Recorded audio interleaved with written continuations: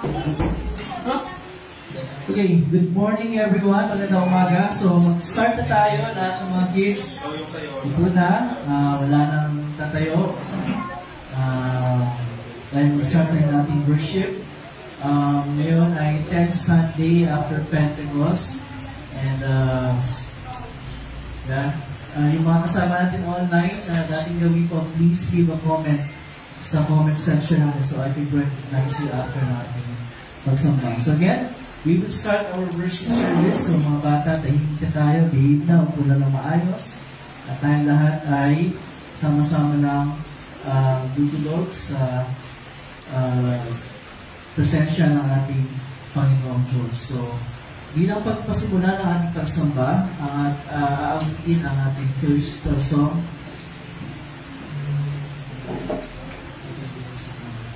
Okay, wala pala sa breathing field mga tayo. Open the eyes of my heart, Lord.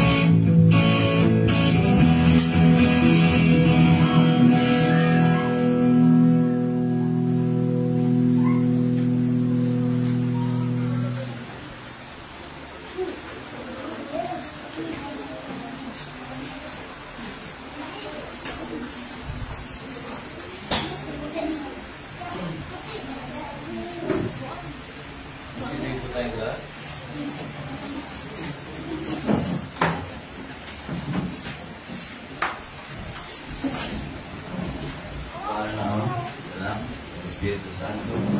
Amen. Kami lamang sa Panginoon, umapit tayo ng may tapat na puso at lupahin ng ating kasalanan sa Diyos, na ating Ama, at umapit sa Kanya sa pangalan at Panginoon sa Kristo, upang tayo ay pagkaroon niya ng kapatawaran. Ang tulong natin ay nagmumula sa Panginoon. Siyang lumikha ng langit at lupa. Aking sinabi, ipahayag ko ang aking pagsalangsang sa Panginoon. Ay kung pinatawad ang aming mga kasalanan. Sabay-sabay po natin higay ng ating mga kasalanan.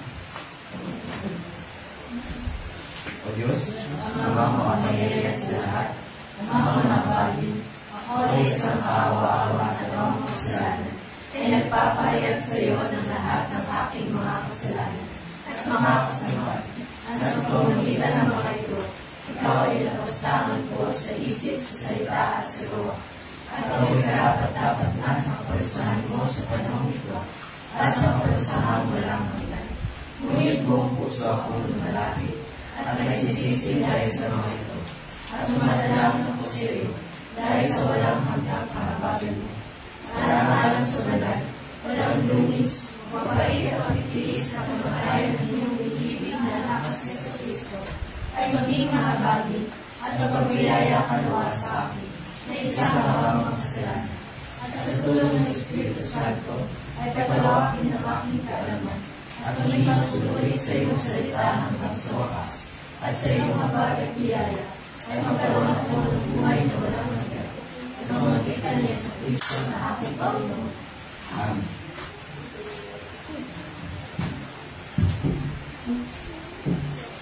Ang Diyos, ang ating Ama sa langit, ay tunay ng makapagbinsaan. Ibinigay niya ang kanyang bugtong na anak na si Jesus upang maging handog sa ipupatawad ng ating mga kasalanan.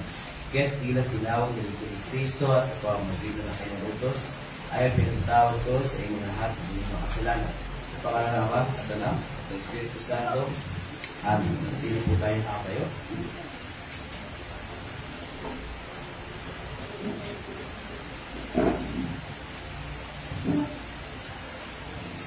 Nilagak kay Yahweh ang sinulanin. Aalayan agad ang pagtatanggulin. Ang tao matuwid, di niya bibigay. Ang panalangin ko, O Diyos, pakinggan. Mga daig ko ay huwag layuan. Kaya ko mabata ang pagtiisan. Kung ano ang mungutya ay isang kaawat. Kung ang nanghahambog ay isang kalaban, kaya ko pa siyang pagtaguan. Ang mahirap ito ay tunay kong kasama. Aking kaibigan ay tuntunin pa. Dati kausap ko sa bawat sandali at maging sa templo. Kasama ko ilan. Kay Yahweh, lang ako hindi ng saklon. Aking natitiyak, iligtas ako. Sabay-sabay mo natin ang bitin ng buwan natin sa Ama. Luwalhati sa Ama at sa Anak at sa Espiritu, kung paano noong una, ngayon magpakailanman, walang hanggan. Amen. Panginoon, mabag ka sa amin. Kristo, mabag ka sa amin. Panginoon, mabag ka sa amin. Papuri sa Diyos sa kaitasan. At sa lupa'y kapayapaan sa mga taong kinatulog ng iyak.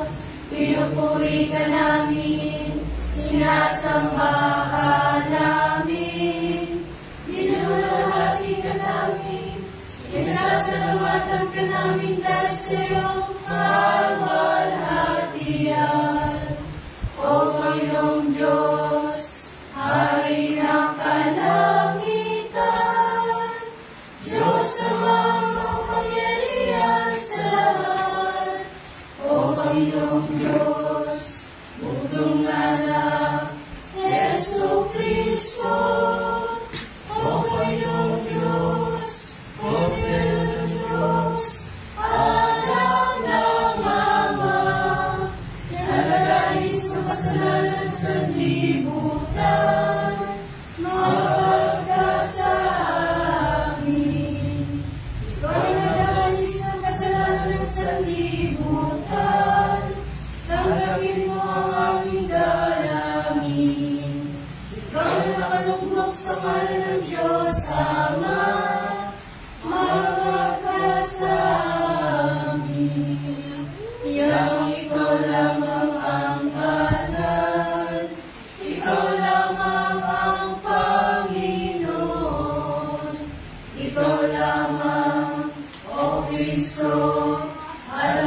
Espiritu Santo, ang pinakalakila sa kadahiyan ng Diyos Ama.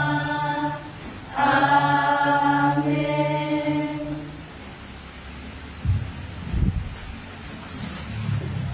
Ang Panginoon ay sumayo. Ang kanyang Espiritu. Manalangin tayo. Mahabaging Panginoon, linisin at pagpapagod mo ang Iglesia sa pamamagitan ng sakripisyo ni Kristo. Yamang kami ay nagkaisa niya sa banal na bautismo. Bigyan mo kami ng biyaya na aming tatanggapin, na may pagpapasalamat ang mga bunga mo sa kanyang gawain, na pagtugos sa amin at upang sumunod kami sa kanyang daan araw-araw. Sa pamamagitan ni Kristo, iyong anak, aming Panginoon, na nabubuhay at tagahan kasama mo at ng Espiritu Santo, o iisang Diyos ngayon at magpakailanman. Amen. Nagsipon po tayo lahat at ating pakinggan ang pagbasa ng salita ng Diyos.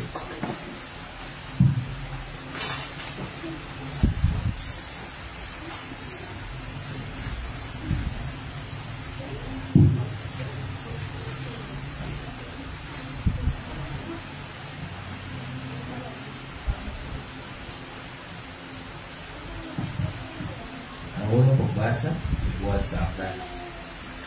Jeremias, chapter 23, verse 16. At ganito ang sinasabi. Ganito ang sabi ni Yahweh na makapangyarihan sa lahat. Huwag ninyong papakinggan ang mga propeta na nagpapahayag sa inyo. Pawang kasinungalingan lamang ang sinasabi nila. Ang mga pakitain kanilang sinasabi ay katang-isip. Hindi nagmula sa akin, palagi nilang sinasabi sa mga taong ayaw makinig sa akin. Magiging mabuti ang iyong kalagayan, at sa mga ayaw na malikot sa kasalanan, hindi ka daranas ng anumang kahirapan. Subalit, isa man sa mga propeta ito'y hindi nakakakilala kay Yahweh. Wala man lamang nakarinig sa kanyang pahayag o sumunod sa kanyang utos. Ang puot ni Yahweh ay parang bagyong nagngangali, parang nag-aalipuyong ipo na kanyang pababagsakin sa kasama. Hindi maaalis ang puot ni Yahweh hanggang hindi niya naisasakatuparan at nagaganap ang kanyang mahiwagang panukan. Sa mga huling araw ay mauunawaan ninyo ito. Sinabi ni Yahweh, hindi ko sinubo ang mga propetang iyan. Lumakad sila, hindi ko inuusan. Nagpahayag sila sa aking pangalan, ngayong wala naman akong sinasabi sa kanila.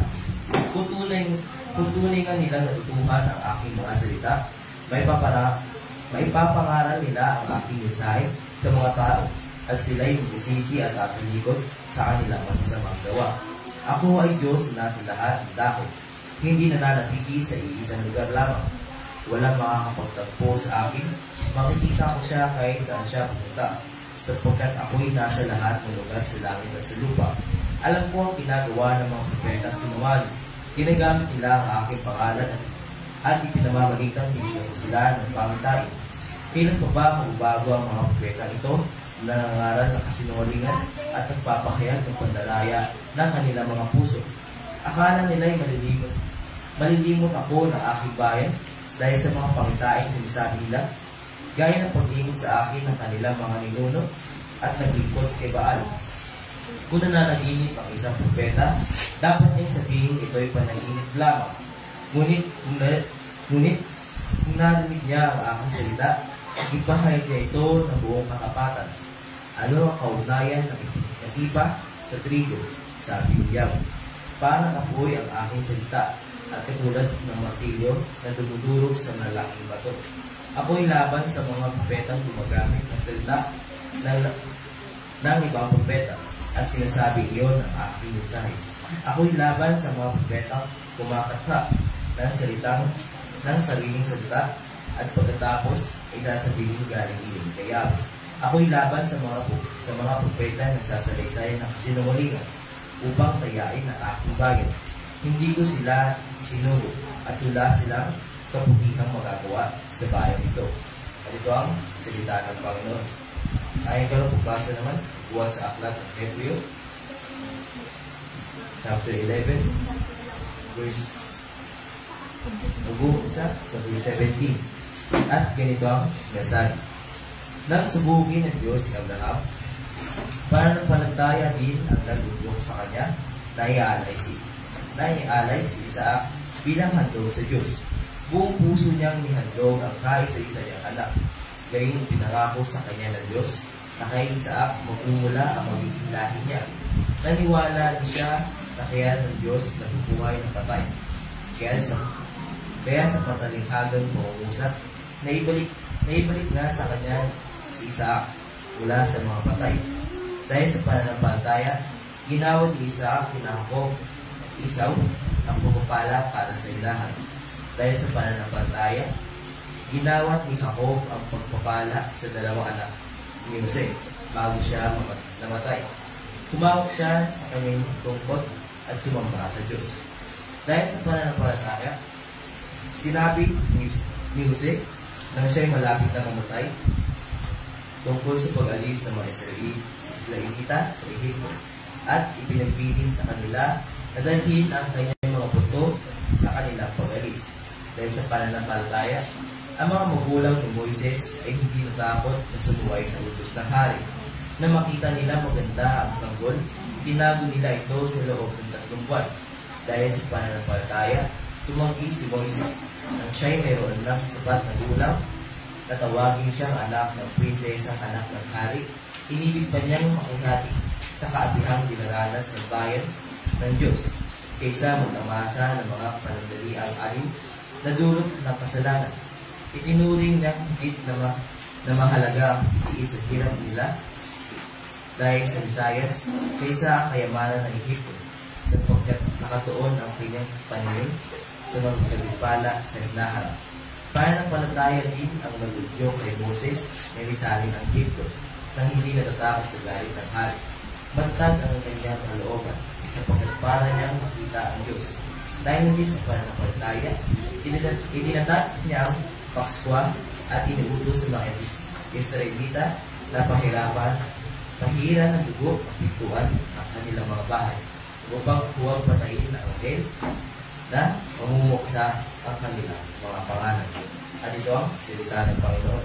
Magsitoy po tayo lahat para sa pagbasa ng mga balita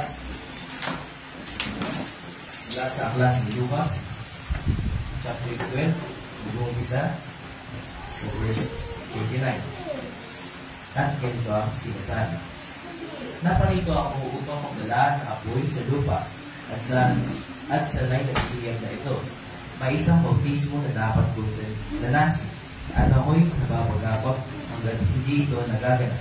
Akala ba ninyo'y naparito ako upang magdala ng kapayapaan sa lupa? Sinasabi ko sa inyo, hindi kapayapaan ang dala ko kundi pagkapagkamahal. Mula ngayon, ang 5 sa isang sambahayan ay mahahati, 3 laban sa 2, at 2 laban sa 3. Ang ama laban sa anak na lalaki, at ang anak na lalaki laban sa ama. Ang ina laban sa anak na babae, at ang anak na babae laban sa ina.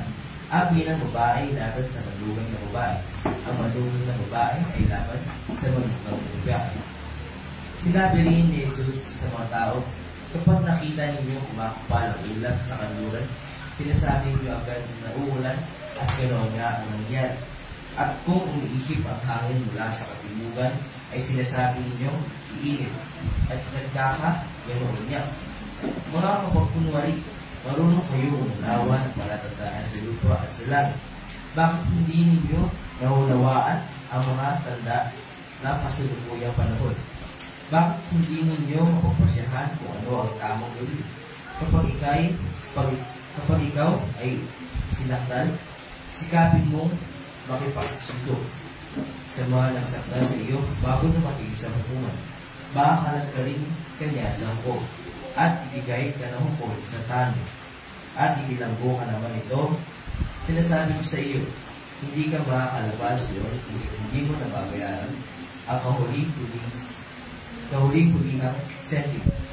At ito ang salita ng Panginoon. Manitili po tayong nakatayo, sabay-sabay po natin ipahayag o tayong Kristiyano, si Pahing na 8, ang Credo ni Sen. Sumasampalataya ako sa isang Diyos sa mga makapangyarihan sa lahat, na may likha ng langit at lupa, at ng lahat ng bagay na nakikita at hindi nakikita. Sa isang Panginoong sa Kristo, bugtong na anak ng Diyos, na wala sa mga sa lahat ng panahon. Diyos buhat sa Diyos, liwanag buhat sa liwanag, tunay na Diyos buhat sa tunay na Diyos. Ipinanganak at hindi kulikha, ay isang sangkap na Ama. Nasa pamamagitan niya ilikha ang lahat ng bagay, na dahil sa ating mga tao at sa ating kaligtasan, ay bumaba mula sa langit, at nagkawang tao sa pamamagitan ng Espiritu Santo ay Birhen Maria.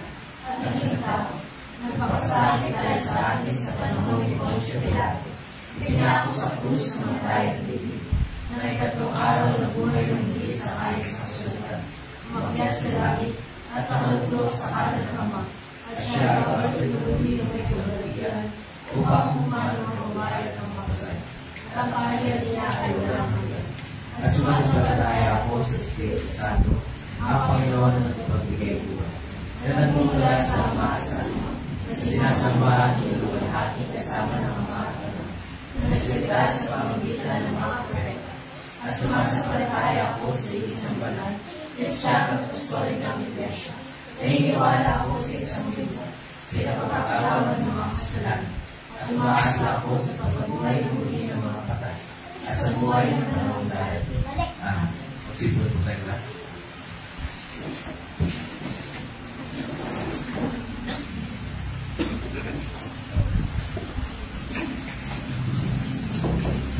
Okay, we'll be singing, kung alam yung lyrics, marami sa, we'll be singing Oceans. So, even Dove and Blessing, I think will lead us in singing this song.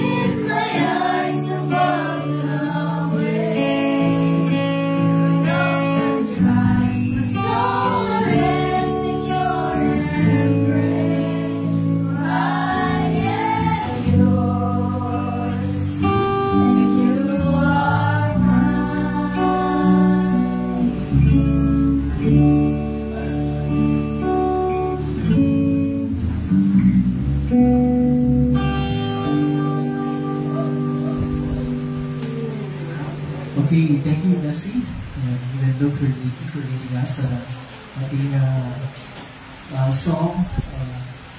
Today, ngayon ay Sunday school time, so lahat ng kids, together with Teacher Marian, Teacher Teacher Eliza, Teacher Bessie, and Teacher Aisha and Roxanne.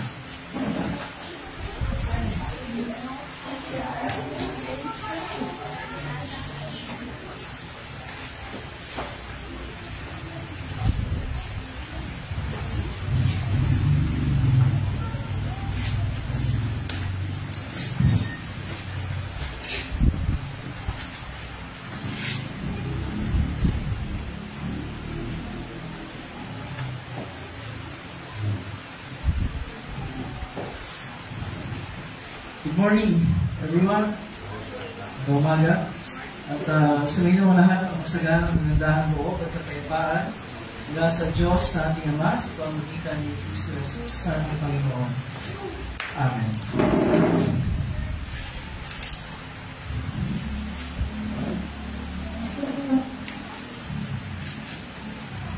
Sa Ebanghelyo na binasa kanina, meron na binanggit ang ating Panginoon na mga tanda ng kasalukuyang panahon. But of course, before we talk about mga tanda ng kasalukuyang panahon, i-define muna natin ano ba yung ating kasalukuyang panahon. Diba? Ano yung ating kasalukuyang panahon? Marami siguro ngayon mapapanggit na mga paglalarawan kung yung kasalukuyang panahon natin ngayon. Pero isa sa mga, as far as ang pag-uusapan natin ay pananampalataya sa Diyos at pagsunod sa mga kautusan ng Diyos. Ang ating mundo ngayon, we are living in a world that we would call post-Christian. Post-Christian. Sino na ito para maintindihan tayo? It's post-Christian. Tayo ay nabubuhay sa mundo ngayon that we would call post-Christian. Ano ba yung sabihin ng post-Christian? Sabihin nito na yung pananampalatayang Kristiyano ay kung hindi man tuluyang wala, ay napakaliit na ng impluensya na nai-exert sa society, sa lipunan. Yan ang sabihin ng post-Christian. Kasi may panahon sa nakalipas na napakalaki at napaka-powerful na influensya ng pananampalatayang Kristiyano sa lipunan o sa society. Pero wala na yung panahon na yun, lumipas na yung panahon na yun. At ngayon, napakaliit na lamang, especially sa mga Western countries, napakaliit na lamang yung na-exert na influence ng Christian faith sa society. At yan ang ating kasalukuyang panahon ngayon. As far as faith is concerned, as far as yung morality is concerned, it is post-Christian. At marami tayong makita mga tanda ng kasalukuyang panahon that we call post-Christian. At yung lahat ng mga makikita natin tanda na yan, isa ang pinanggagalingan o isa ang pinagmumulan. Yung standard by which people live. So, there was a time na ang standard na pinapamuhay ng mga tao ay yung standard ng pananampalatayang Kristiyano ang nakabagay ng salita ng Diyos. Pero ngayon, hindi na ganoon ang sitwasyon. Ngayon, ang standard by which people live, standard by which people think, a standard by which people make their decisions, standard by which people act, hindi na ang Diyos. Hindi na ang salita ng Diyos. Hindi na ang pananampalataya sa Diyos. Ang standard ay yung sinasabi ng mga tao ngayon na kung ano yung gusto mo, yun ang sundin mo, yun ang pagmuhay mo. Kung ano yung nagpapasaya sa'yo, yun ang sundin mo, yun ang pagmuhay mo. Yun ang standard ng pamumuhay ng mga tao sa kasalukuyang panahon. Wala nang regard, wala nang pagsalang-alang sa kung ano ang tama at matuwid ayon sa salita ng Diyos. Wala nang tama at mali. Kasi ngayon, ang standard ng mga tao, yung mga hindi mananampalataya, ang tama ay kung ano yung paningin ko ay sa tingin ko ay tama. Ang mali ay kung ano sa tingin ko ay mali. Hindi yung dinedefine ng isang mataas na pamantayan na para sa ating mga Kristiyano ay ang salita ng Diyos. Hindi na yun. Kaya nga ngayon sa ating kasalukuyang panahon, maraming mga paraan ng pamumuhay na yung times past ay hindi katanggap-tanggap, pero ngayon ay hindi lang siya basta katanggap-tanggap, kundi ipinapromote. Okay? At isinusulong ng maraming mga tao. In times past, siguro normal na makita mo sa mga Western countries, yung mga Pride Parade and all of that. Pero ngayon, meron na rin sa Pilipinas sa Pride Parade. In times past, hindi mo may imagine na mangyayari yan. Diba? Dito sa Pilipinas, na kung saan tinatawag tayo na the only Christian nation sa buong Asia, na meron ng ganyan. Hindi yan na, in times past, napaka-inconceivable na pwedeng mangyari sa ating isa. Sa mga nakalipas na panahon kung saan malakas pa yung influensya ng pananampalatayang Kristiyano sa lipunan, yung mga paraan ng pamumuhay na nakikita natin ngayon, hindi lang yung same-sex, hindi yung pamumuhay ng pagsasama ng lalaki at babae na hindi naman kasal. Diba? Ay times pa sa ating lipunan yan ay hindi tinatanggap. Pero ngayon, tinatanggap na yan. At tinatatanggap pa yung ganyang paraan ng pamumuhay. At marami pa tayong masasabi na mga paraan ng pamumuhay na noong nakalipas ay hindi natin naisip na pwedeng maging katanggap-tanggap sa ating kasalukuyang panahon. At ito ay isang hamon para sa ating mga Kristiyano. Bakit ko sinabing hamon? Kasi on the one hand, sa isang banda, we want to be nice to all people. Di ba? Gusto natin maging nice sa lahat ng tao. Gusto natin maging kind sa lahat ng tao. Ayaw natin ng conflict. Ayaw natin ng kaaway. Ayaw natin ng katunggali. Ayaw natin ng kasagutan. Diba? Ayaw natin yun eh. We want to be nice and kind to all people. We want to live at peace with all people. Gusto natin tayo ay kinakatuwaan ng mga tao. Diba? Ayaw natin na tayo inaayawan ng mga tao. And probably there's nothing wrong with that sa isang banda. Pero sa kabilang banda naman, bilang mga mananampalatayang Kristiyano, it is our responsibility na ipamuhay, isabuhay yung ating pananampalataya. Isabuhay sa salita at sa gawa. And in doing so, kung ating ipinapamuhay yung ating pananampalatayang Kristiyano sa salita at sa gawa, hindi talaga may iwasan na makukontra natin, masasalungat natin yung mga taong hindi nananampalataya. Hindi may iwasan na makukontra natin, masasagasaan natin yung pananaw ng maraming mga tao. Diba? Hindi natin may iwasan yan. Hindi may iwasan na there will be people talaga na hindi matutuwa sa atin dahil sa ating pamumuhay at pananaw bilang mga Kristiyano. Kung ating pinapanindigan yung ating pananampalataya. Hindi may iwasan yun. Yun ang ibig sabihin ng Panginoon sa Ebanghelyo. Nung sinabi niya na sa tingin niyo ba, naparito ako para magdala ng kapayapaan? Hindi kapayapaan, taba, magkakabahagi, lima laban sa isa, ganyan-ganyan. At yung salita niya ng ating Panginoon sa maraming mga tao ay very puzzling at troubling. Hindi nila matanggap, sasabihin nila, akala ko ba ang Panginoon ay nagdala ng kapayapaan? Is He not the Prince of Peace? Is He not the Lord of Peace? Baka sinasabi niya dito sa Ebanghelyo, hindi kapayapaan, kundi tabak ang kanyang dala. Pero totoo naman, ang dala ng ating Panginoon, ang hatid ng ating Panginoon ay kapayapaan. Pero anong uring kapayapaan? What kind of peace ang sinasabi ng ating Panginoon na kanyang hatid? It is peace with God. Kapayapaan sa pagitan natin at ng Diyos. Kapayapaan ng kalooban, kapayapaan ng isip, kapayapaan ng konsensya, na bunga ng katotohanan, alam natin ang ating mga kasalanan ay pinatawad ng lahat ng ating Panginoon. Kapayapaan, bunga ng katotohanan, alam natin na hindi tayo perfect, pero ang ating mga pagkukulang ay hindi lamang nilinis ng ating Panginoon, kundi tuluyan niyang binuga sa kanyang harapan. Yun ang kapayapaan na hatid ng Panginoon. That's the kind of peace that He brings. At paano niya na nayahatid yung ganung uri ng kapayapaan?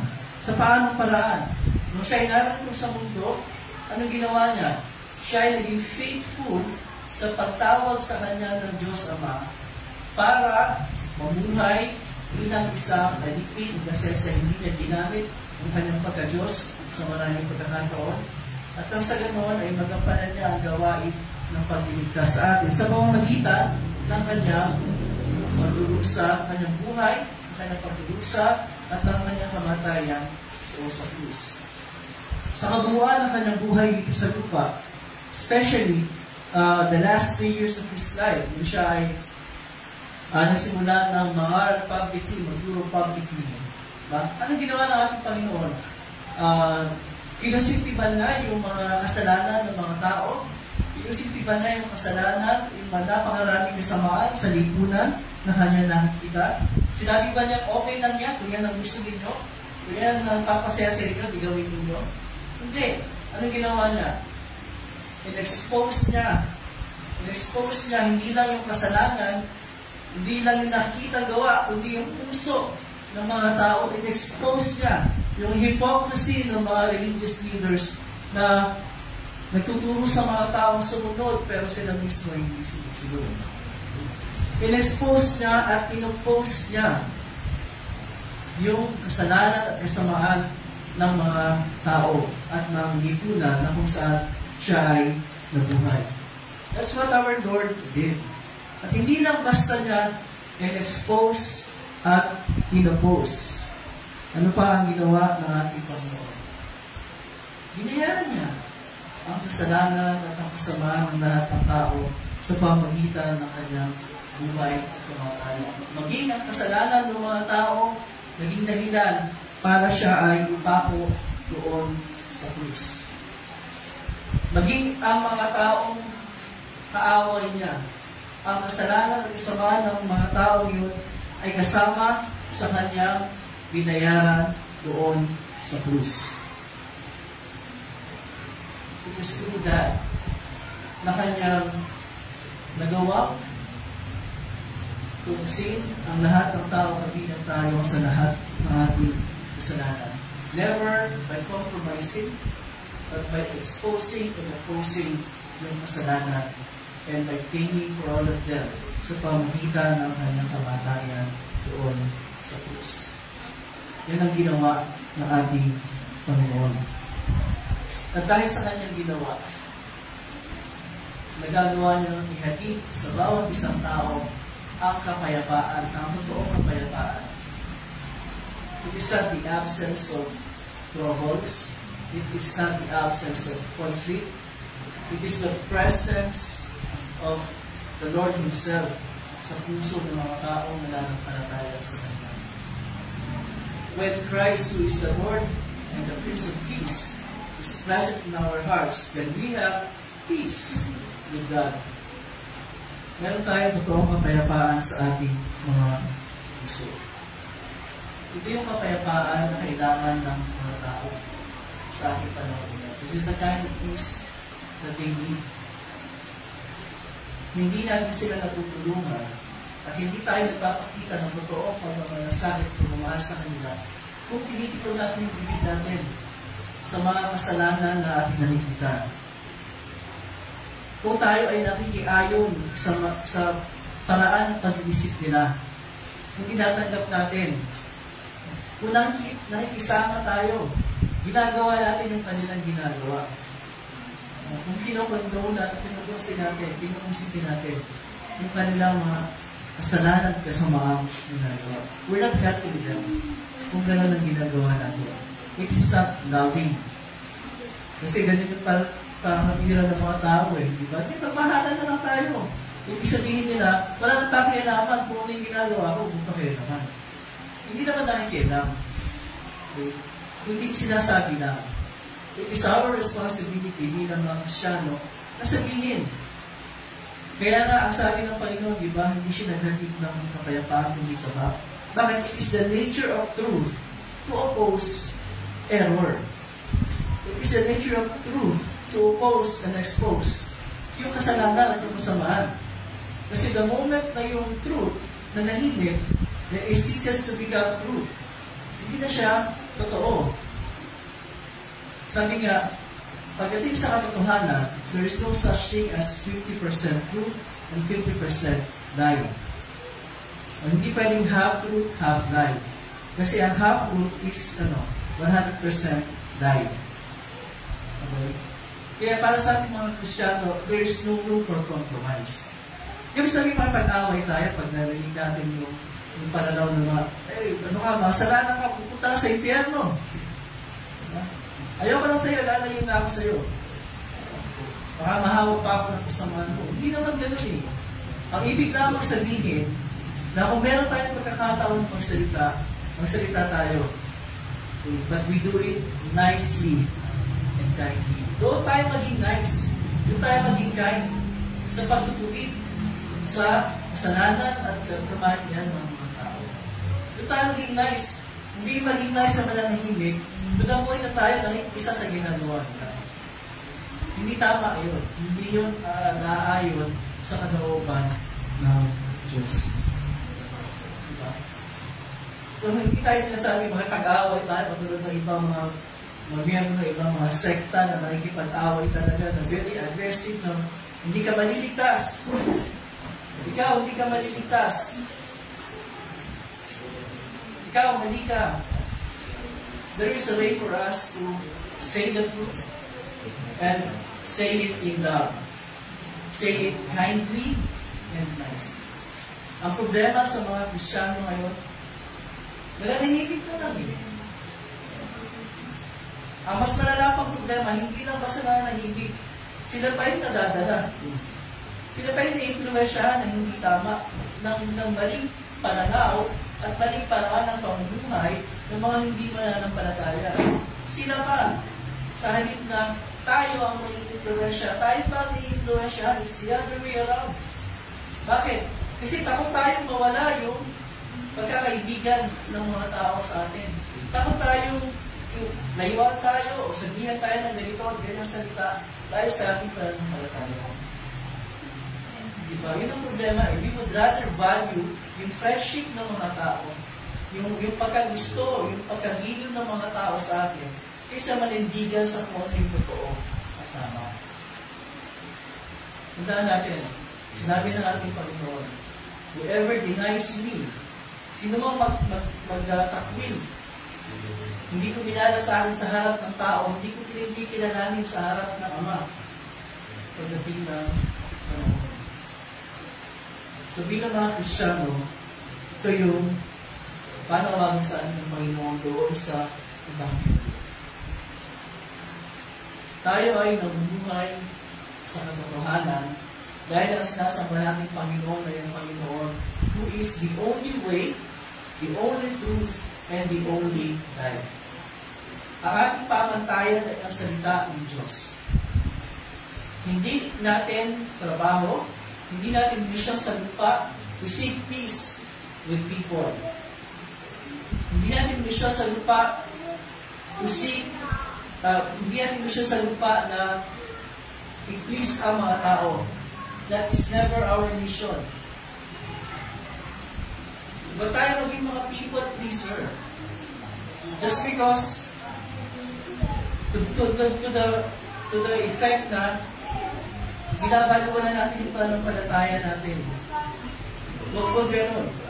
We should never be people pleaser. Ang dapat natin piniplease hindi yung mga tao, ang Panginoon. Di ba? Of course, I understand Mahalaga sa atin yung mga relasyon. Mahalaga sa atin yung pagkakaibigan. Mahalaga sa atin na tutuwa sa atin yung mga tao. But never at the expense na kinokompromiso natin yung ating pananampalataya. Diba? Never at the expense of our faith and the truth. Never at all. Kasi yan, hindi ka tanggap sa Panginoon. Kung sa proseso ng pagiging tapat sa ating pananampalataya, yung mga tao will be displeased at us, so be it. Diba? Kung sa proseso ng ating pamumuhay, ng ating pananampalataya, mag-iiba yung tingin sa atin ng mga kaibigan natin, so be it. Ano ba mas mahalaga sa atin? I-please ang mga tao? Matuwa sa atin ng mga tao? O yung i-please ang Diyos? At matuwa sa atin ang Diyos? Remember, walang kakayahan ng sino mang tao na iligtas tayo. Pero marami silang magagawa para dalhin tayo sa kapahamakan. Di ba? Walang magagawa ang sino mang tao para mag-contribute sa kaligtasan natin. Pero napakarami din ang magagawa para ipahamak tayo. Tandaan natin yan. Napakarami nilang magagawa para ipahamak tayo. Ano tayo? Papayag tayo sa gano'n? Niligtas na tayo ng Panginoon eh. Binigay na niya yung kanyang buhay para sa ating doon sa krus. Ano, ipagpapalit natin sa pagkakaibigan, sa relasyon, sa tuwa ng mga tao sa atin? No. Diba? Not at all. Never at any point in our life. Bilang mga Kristiyano, nadala natin sa ating pamumuhay ang katotohanan. We will always stand in opposition sa paraan ng pamumuhay ng mga tao hindi Kristiyano. And again, yung sinasabi makipag-away tayo, resibo tayo, pero tayo manahimik. Lalo higit kung tayo nakigaya sa ginagawa nila. Yun yung problema minsan. Hindi na nga tayo nagsasalita, nakikigaya pa tayo sa ginagawa nila. Huwag na. Kung hindi natin kaya magsalita, hindi mo tayo makigaya sa ginagawa nila. Yun na lang. Kahit pa paano, naiparating natin yung mensahe na hindi tama. We can be friends with anybody, pero bilang Kristiyano, let's learn how to say no. Dapat parang tayo mag-no, mag-say no. Especially doon sa kung ang sinasabi sa atin ay mga bagay na hindi naayos sa pananampalataya natin at sa kalooban ng Diyos, sa salita ng Diyos. We should always learn to say no sa evil trends ng mundo. Even if that cause the friendship of other people. Okay lang yun. Okay lang yun. Marami pang taong pwede maging kaibigan ng sex. Pero isa lang ang buhay natin. Isa lang ang buhay natin. Itong buong buhay ang hindi sa lupa, as we have studied in the Catechism, this is time of grace. Hanggang sa huling hininga natin, bibigyan tayo ng Panginoon ng pagkakataon. To always live out our faith.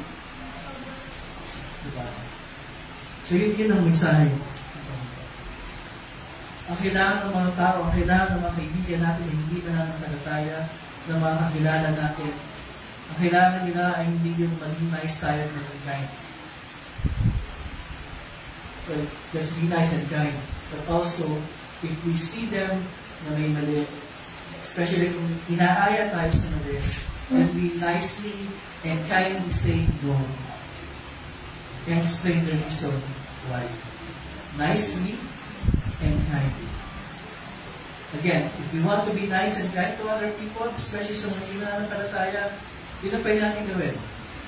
Nicely and kindly say no, point out their errors, correct them, at huwag makigaya sa kanila, sa kahit anong pagkakataon. They need the peace that we have in our hearts. Yung kapayapaang dulot ng forgiveness of sins, ng panibagong pamumuhay, at ang kagiyakan ng kaligtasan. That's what they need. Yun ang peace na kailangan nila. At sino ang magsasabi sa kanila Sino ang magsasabi sa kanila na yung ating ini-enjoy the peace with God, yung kapayapaan ng puso, kapayapaan ng konsensya, kapayapaan ng kalooban, ay pwede rin nilang ma-enjoy. Sino magsasabi sa kanila yun? Tayo. Tayo din. If we really love them, ganyan ang ating gawin para sa kanila. Again, sabi ko kanina sa pasimula, we live in a post-Christian world. Pero, it doesn't mean na tayo mga Kristiyano sa kasalukuyang panahon na magiging kontento lang sa ganong sitwasyon. No. All it takes is for us na mga Kristiyano na ipabuhay yung ating pananampalataya in word and deed. Yun lang. At kung gagawin niya ng lahat ng pananampalataya, babalik tayo sa panahon na yung impluensya ng ating pananampalataya ay malaki ang epekto sa lipunan, sa paraan ng pamumuhay. Hindi man maging Kristiyano, pero yung paraan ng pamumuhay ng mga tao, kung mai-impluensyahan ang ating pananampalataya, yan malaking bagay yun para sa lahat. Para sa atin at para sa kanila. But then again, ang pinaka-importante sa lahat, the main thing ay para sabihin natin sa kanila, merong paraan para magkaroon ka ng kapayapaan ng isip, ng kalooban at ng konsensya. Merong paraan. At ang paraan ay isa lamang. Pananampalataya kay Jesus bilang Panginoon at Tagapagligtas. Hindi natin hinahanap itong peace na ito. Hindi tayo nagsistrive para sa peace na ito. Ito ay kaloob, regalo ng Diyos. Binibigay ng libre para sa lahat ng nananampalataya sa kanyang buktong na anak ko si Jesus bilang kanilang Panginoon at Tagapagligtas. At ang kapayapaan ng Diyos siya maghinga sa ating mga puso pag-isip sa pamamagitan ng Kristo Jesus na ating Panginoon.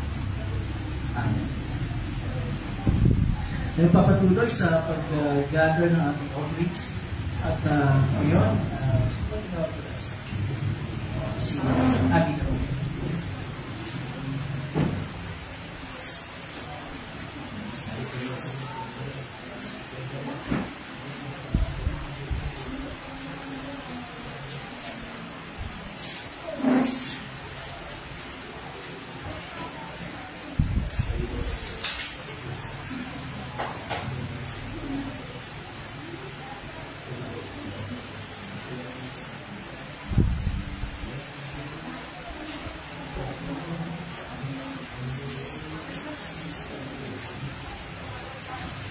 Okay, so bago tayo lumako sa ating panalangin ng panalangin, meron ba kayong prayer request? So, kasama sa ating panalangin. May mag-birthday itong week na ito sa 22. Birthday ni Aisha. And then sa 26, birthday ni So, meron tayong dalawang birthday celebrators. Itong week na ito ba yun? Parehas ka. So sa 22, Thursday. Friday. And then 26, Tuesday. Next week pa yung So itong week na ito si Aisha. Yung mga gawa, yung talaga si Ate Aisha. Okay, meron pa yung sa isang sa prayers natin. Anything else? Exam ni... Natin may exam. Lahat. Ay, yung week na to. Lahat ba? So, lahat ng mga students. Meron exam ko. Okay, wala na? Kung wala na, let's remain seated para sa ating panalangin, and then after na ating panalangin, we'll call the case and readiness. Okay?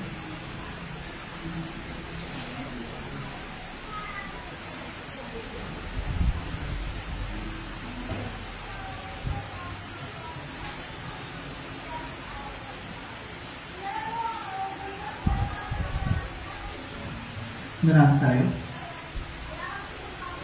Makapangyarihan at napakamahabag ng Diyos, Ama ng aming Panginoong Kristo, pinasasalamatan ka namin sa lahat ng magagahang loob at mga kaawaan, lalong-lalo na sa pagkakaloob mo sa amin ay pinakamamahalan na sa kapahayagan ng iyong kalooban at biyaya.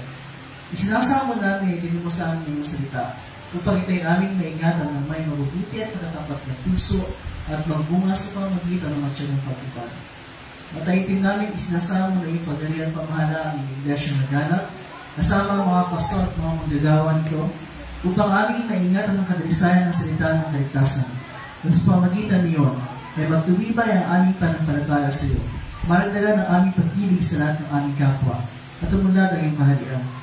Magsubukan ng mga manggagawa sa iyong anihan, at lingapin mo ang iyong mga isinugo, upang ang iyong salita ng pakikipagkasundo ay may pahayag sa lahat ng tao, at ang Ebanghelyo ay may pangaral sa lahat ng tao, sa lahat ng dako ng daigdig. Ipagkaloob mo rin ang kalusugan ko dahil sa lahat ng nasa katungkulan, lalo-lalo sa Pangulo ng aming bansa, at sa lahat ng lingkod ng pamahalaan. Ipagkaloob mo sa kanila ang biyaya mga pamahala ayon sa iyong kaluguran, sa pagpapanatili ng katwiran at sa pagsulti sa mga nagsasama. Isagay mga pamuhay kami ng kayapa at iusayo sa kabanahan at kapatan sa lahat ng bagay. Aliwin mo, Panginoon, ng Espiritu Santo ang lahat ng masakit bigati, pangangailangan, hihirapan sa pagsilang, sa bihig ng kamatayan o sa ligmang kapahamakan, lalong-lalo na ang mga nagdurusa dahil sa iyong pangalan at sa iyong katotohanan. Naway tanggapin lahat kilalanan ng kanilang kapigatian bilang makahagaan ng iyong makaamang kalooban. Tanggapin mo, O Diyos, ang aming mga katawan at kaluluwa, gawin ka mga handog na aming nialis sa iyong harapan, sapagkat kami iyong binili upang mag-iniyo at mamuhay para sa iyo. Kasama po sa aming panalangin, salamat para sa pagdiriwang ng kaarawan ni Asha May sa Friday of maraming salamat po sa inyong pagpatubay sa kanya sa mga nakalipas na taon lamang sa kanyang mga ginagawa sa araw-araw, kundi sa kanyang pagbibahagi ng aming kapatiran. Katulad po siya pagpalain sa kanyang mga plano ayon po sa inyong pamaraan at sa inyong panahon. Kasama rin po sa aming panalangin ang lahat ng aming mga kapatiran sa ibang dako, lalo higit sa Davao, sa Sarangani, General Santos, sa pangunguna ni Pastor Marsan, Pastor Vito. Kaya po ang mag-ingat sa kanila. Dalangin po namin ang dalawang anak ni Pastor Vito. Kaya po ang magkaloob ng lubos na kagalingan sa kanila at ang kanilang mga pangangailangan. Maraming salamat po, Ama, sa inyo pong pagkakaloob ng lahat ng pagpapala sa amin. Kasama rin po sa aming panalangin. Ngayon po ang pumatubay sa lahat ng mga estudyante na mayroong exam itong week na ito na kayo po mabili sa kanila ng karunungan para sa exams nila. Ang lahat ng ito at iba pang mga bagay na sa aming hindi namin nasabihin. Kaya aming hindi siya pinagpapasalamat. Alang-alang sa kapay ko pagdurusa at kamatayan niya sa Kristo na yung butunana, aming Panginoon at Pagligtas. Nabubuhay at tagahangin isama mo ng Espiritu Santo, ng isang Diyos magpakailanman. Amen. Okay, so bago tayo magpatuloy, let's check kung ready na yung ating mga kids.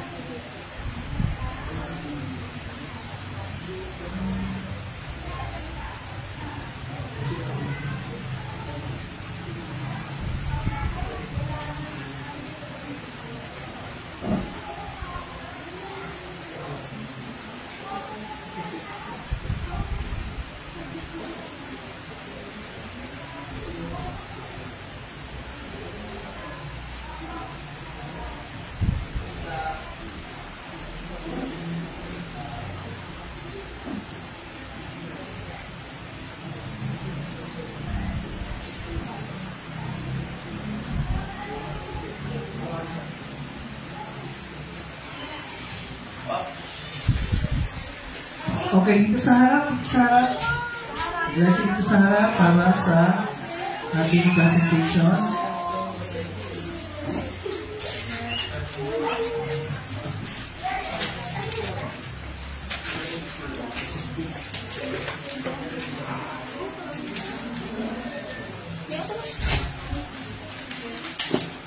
Okay, so ready na yung ating mga kids. So, Teacher Liza, Teacher Blessy, go ahead.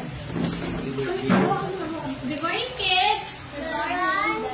Ay, ang hina naman. Sino gusto ng prize? Say good morning, kids! Good morning! Okay po.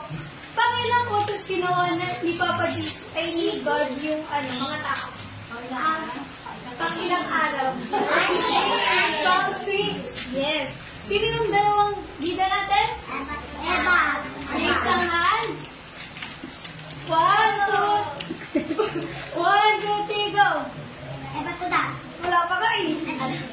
Sige. Ano pa alam mo? Wala, di kilala. Sino?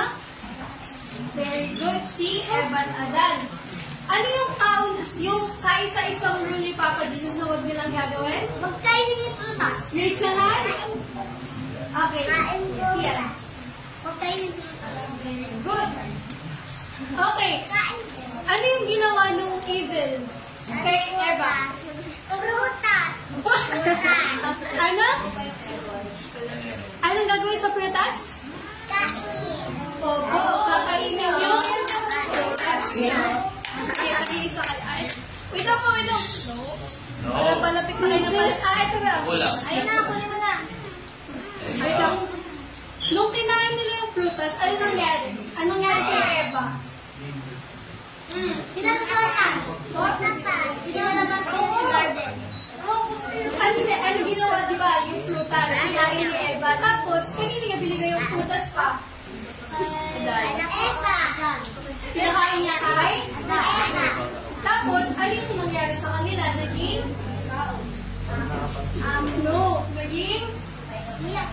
Naging sad na sila kasi sila ay makasalanan na.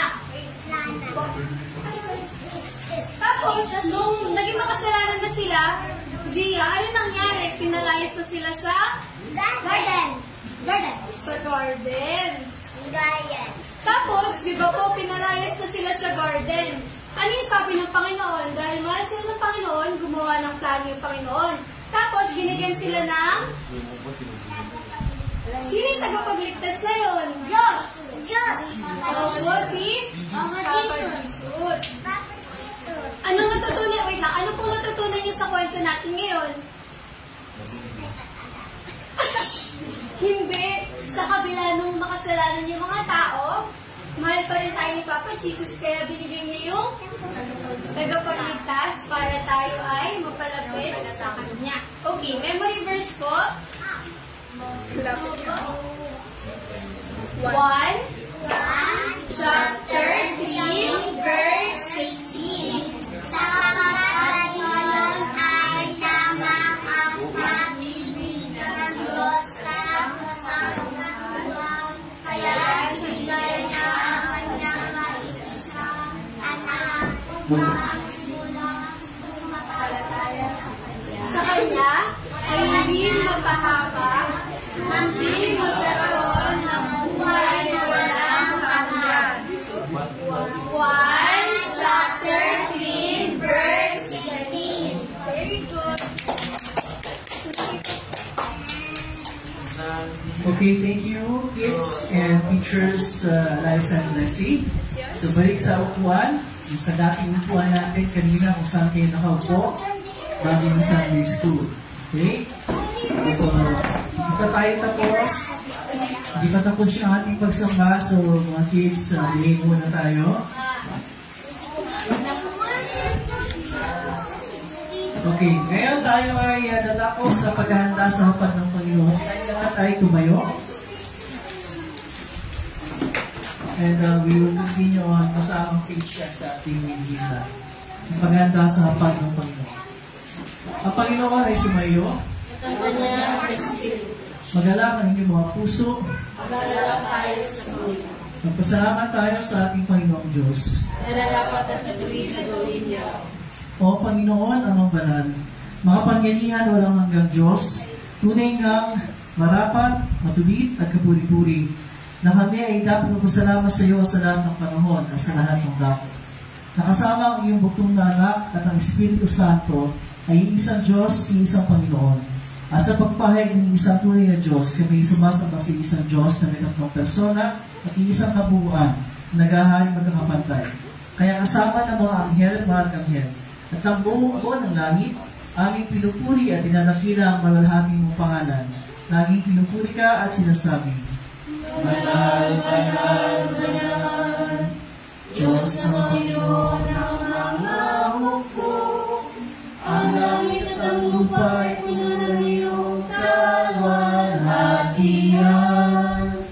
Hosana, Hosana, Hosana sa kaitaasan. Purihin nawa siya, purihin nawa siya, purihin nawa siya, makarito sa pangalan ng Panginoon. Hosana, Hosana, Hosana sa kaitaasan. Sabay-sabay natin bibigkasin ang Ama namin. Ama namin nasa langit, sumalingawa ang pangalan mo. Ikaw nawa ang maghari sa amin.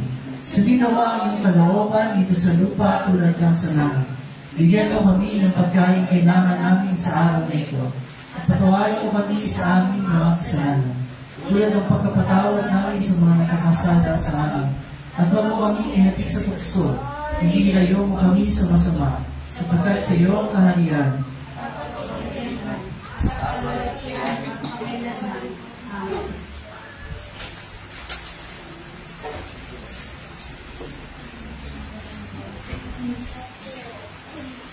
Ang ating Panginoon sa puso ng gawing siya pagkalulo ay lumangkot ng tinapay.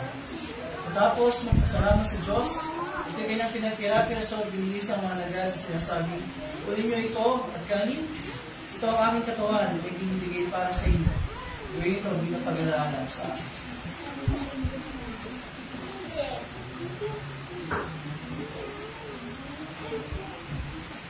Sa gayunding paraan ay hinawakan niya ang saro. Pagkatapos makapagpunan at magsalamat siya sa Diyos, ay binigyan niya sa kanila siya sa uminom kayong lahat ito, sapagkat ito ang dugo ng tipan. Ang aking dugo ay nabubuhos tayo sa marami, sa ito pagpatawad ng mga kasalanan. Gawin ito sa ininom kayo ito bilang pag-alaala sa ang kapayapaan ng Panginoon ay lahat ng sinuyo. Amen. O Kristo, ikaw ang Kordero ng Diyos, na nag-aalis sa kasalanan ng sanlibutan, mahabag ka sa amin. O Kristo, ikaw ang Kordero ng Diyos, na nag-aalis ng kasalanan ng sanlibutan, mahabag ka sa amin. O Kristo, ikaw ang Kordero ng Diyos, na nag-aalis ng kasalanan ng sanlibutan, ipagkaloob mo sa amin ang iyong kapayapaan.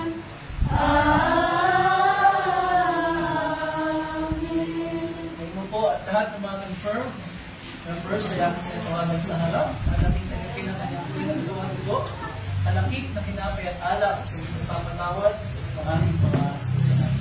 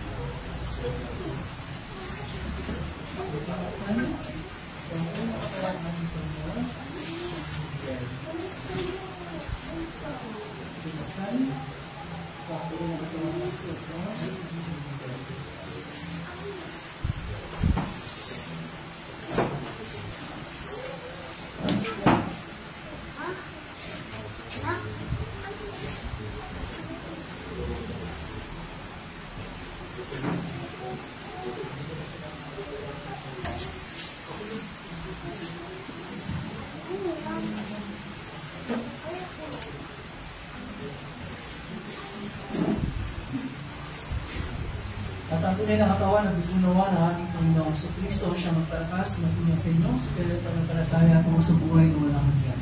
Ibangan kayo magpapayapaan at igalakan sa inyong puso. Amen.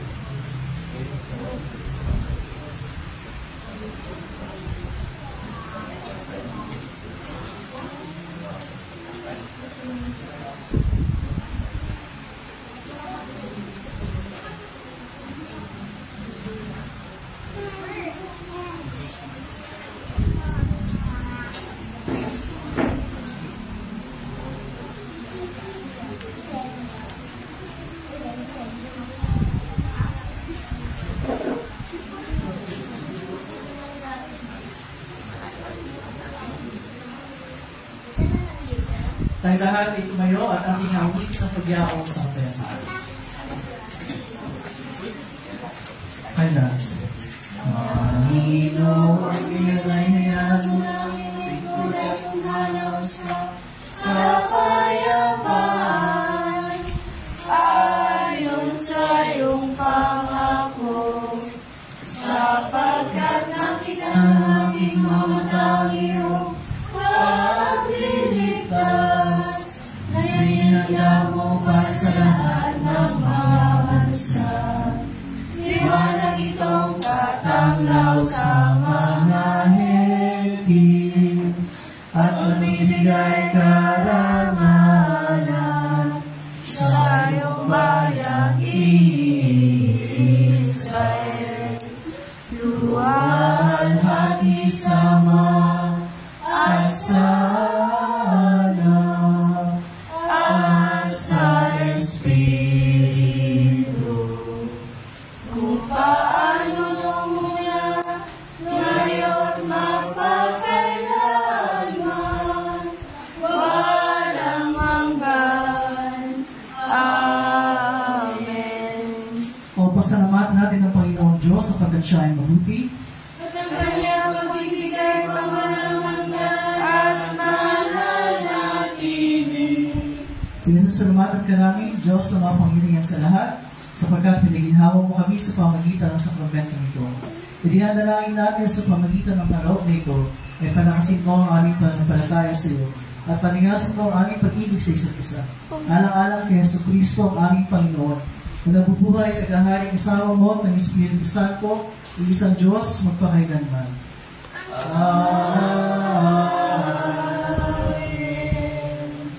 Ang Panginoon ay sumayo. At ang kanyang Espiritu, Purihin natin ang Panginoon. magpasalamat tayo sa Diyos. Ito niyo pagpapanan ng Panginoon. Pagpalain ka naman ng Panginoon at ingatan. Paliwanagin naman ng Panginoon ang kanyang mukha sa iyo at umabag sa iyo. Igingat naman ng Panginoon ang kanyang mukha sa iyo. At bigyan ka ng kapayapaan. Amen. Amen. Amen. Please be seated. We will sing our closing hymn. And our closing hymn is Christ. My Redeemer lives.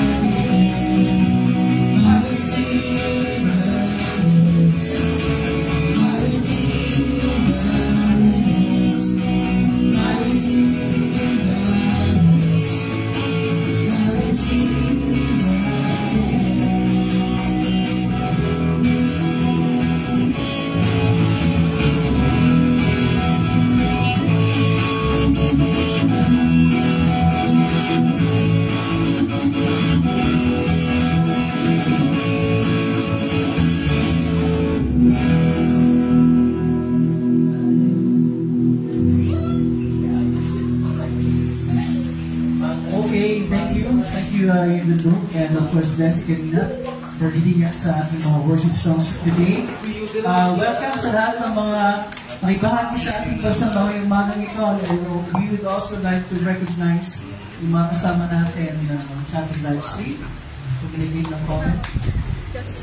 Si welcome po sa iba pa na nandiyan tayo pinapagiging ng comment. Welcome po sa inyo lahat. Announcement, ito. Una-una sa lahat. Kailangan ko ng katahimikan dahil birthday ni Ashes on Friday. Sa karasahan ng happy birthday. Happy birthday, Lord. Happy birthday, Lord. Happy birthday, happy birthday, happy birthday. Happy birthday.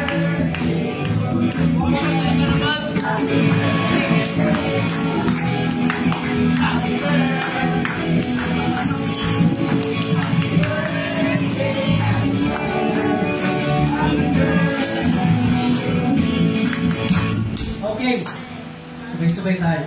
1, 2, 3, go! Happy birthday! Yan, happy 25th birthday. 25th? Oh no! Wala na 25th. 21st. 21st century. Si ano susunod? Ako na sabi ko susunod. Sabi ko, Pastor, aking na... Happy birthday siya. Ipagkalap sa Panginoon ang mga plano ko sa buhay. According to His will and according to His grace. Okay, announcement. Of course, we have our Sunday school meeting after na ating pangalistahan. And yung catechism class with the group that our couples. And of course, yung mga kasama natin ngayon, after a few while, welcome back kay Cyril Ann. Welcome back! Okay. Of course, thank you sa mga naging nag-serve ngayong umaga nito sa ating worship. I'd like to thank ating Sunday school teachers, Teacher Eliza, and Teacher Bessie, together with your class, and Ate Hansha. Thank you sa lahat. And of course, I have no other announcement. We will see you again next Sunday. God bless you.